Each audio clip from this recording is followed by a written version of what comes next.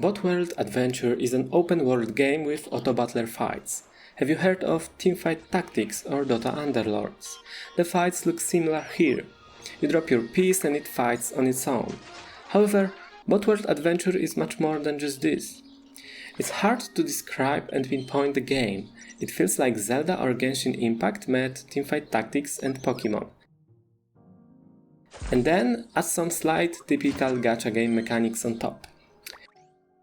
You travel around a huge open world and fight enemies. Enemies are either wild Pokémon, bots, or there are trainers, bandits. The difference is significant.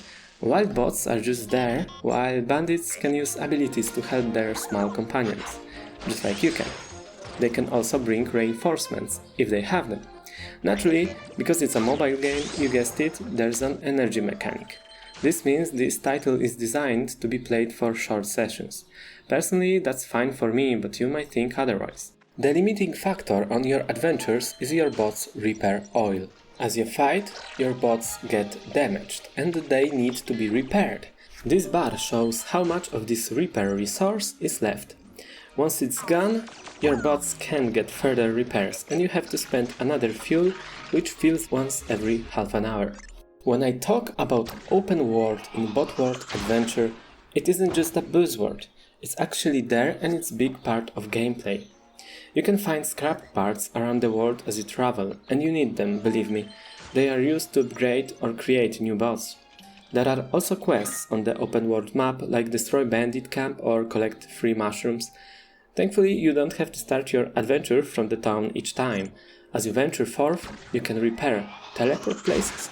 I don't know what they are called. Anyway, you can get right back into the action thanks to them.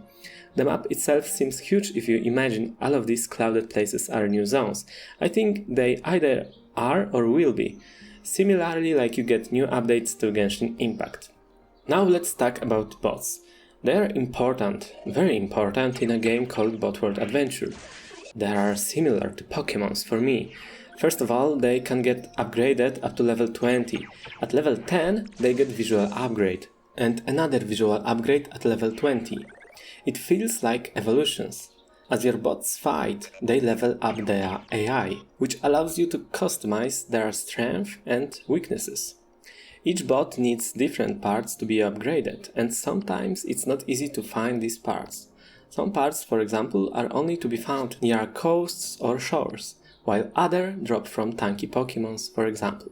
While we talk tanky, there is a lot to consider when picking your bots to battle. Some bots work as tanks, which are designed to pick enemy attention and soak up the damage. Others are snipers that jump away once some melee bot gets to them. A rocket-equipped bot is designed to deal area damage, which works well for enemies that are grouped. I could say more about that, but I think for the purpose of this video, you got the idea. Bots have a basic attack. As they fight, they also load up their ability, which does various things. Tank gets a temporary shield, for example. A bot with rockets will fire a barrage on the enemy. It's exactly like Teamfight Tactics. Oh, and yes, there is PvP in this game if you wondered. I think it's not the main gameplay though. Now let's talk about customizability. At the beginning of the game you can create your avatar, which lets you choose from 4 very cute races. I personally love lizards. Choose wisely, because so far I haven't seen an option to change your race.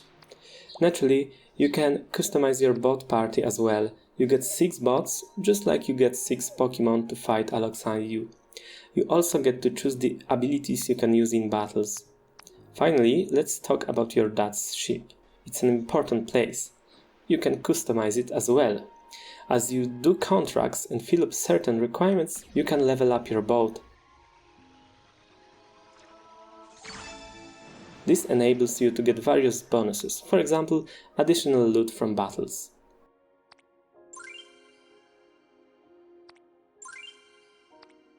An important question: is this game pay to win?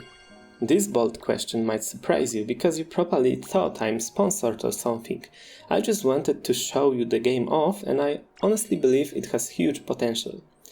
And I'm not sponsored, sadly. I will talk about the game costs later.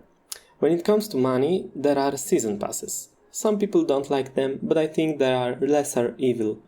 They usually are much better than heavy pay-to-win games anyway. The game has a store and it's nothing out of ordinary really. What is good is that you can buy most of the stuff you need with regular in-game currency. I generally can't tell if this game is pay-to-win or not, because I haven't played for that long. There will be always some minor pay-to-win in most free games, hopefully it's on the reasonable side here. Finally, it's important to note that the game is currently in early access. It has an official release in August. But don't worry, there will be no wipe, so you will retain all the progress you have made. So, does the game have some drawbacks or cons to it? So far, no, at least not big from what I noticed. The game runs very smoothly, and on the technical side everything is nearly perfect so far. There are bugs apparently because it's early access, but I haven't encountered any so far. When it comes to emulating the game on PC, BlueStacks works fine enough for me. There are some occasional stutters when emulating though. I have some concerns about the energy system as of now. 5 energy is enough for about 40 minutes of gameplay. That's a rough estimation, maybe half an hour, but the 5 energy gets restored in 2.5 hours, 30 minutes each. That would mean you need to play 40 minutes every 2.5 hours in order to maximize your progression. That's a lot of time. People that are working or going to school might be lapped by some crazy nerd kid that just does nothing but plays the game all day. But well, I guess this kid would deserve that for his commitment. Anyway, things are subject to change until release and we will see how it ends up being. I for sure will make a video covering the changes and give you my additional thoughts on the official release day. So what can I say? If you are interested in the game, see you in the Botworld Adventures, because I will be playing it for longer I think. Cheers!